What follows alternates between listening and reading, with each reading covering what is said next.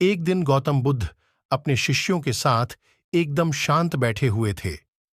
उन्हें इस प्रकार बैठे हुए देख शिष्य चिंतित हुए कि कहीं वह अस्वस्थ तो नहीं है। एक शिष्य ने उनसे पूछा कि आज वह मौन क्यों बैठे हैं, क्या शिष्यों से कोई गलती हो गई है।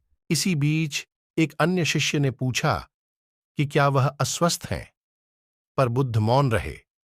तभी कुछ दूर खड़ा व्यक्ति जोर से चिल्लाया, आज मुझे सभा में बैठने की अनुमति क्यों नहीं दी गई है।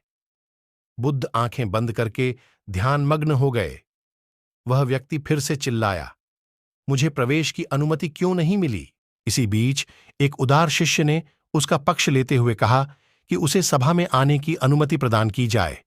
बुद्ध ने आंखें खोलीं और बोले, नहीं, वह अछूत है, उसे आज्ञा नहीं दी जा सकती।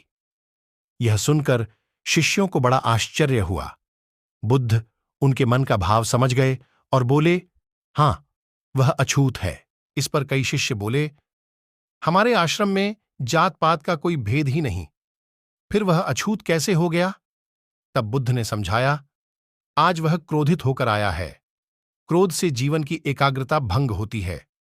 क्रोधी व्यक्ति प्राय मानसिक हिंसा कर बैठता है, इसलिए जब तक वह क्रोध में रहता है तब तक अछूत होता है। इसलिए उसे कुछ समय एकांत में खड़े रहना चाहिए। क्रोधित शिष्य भी बुद्ध की बातें सुन रहा था।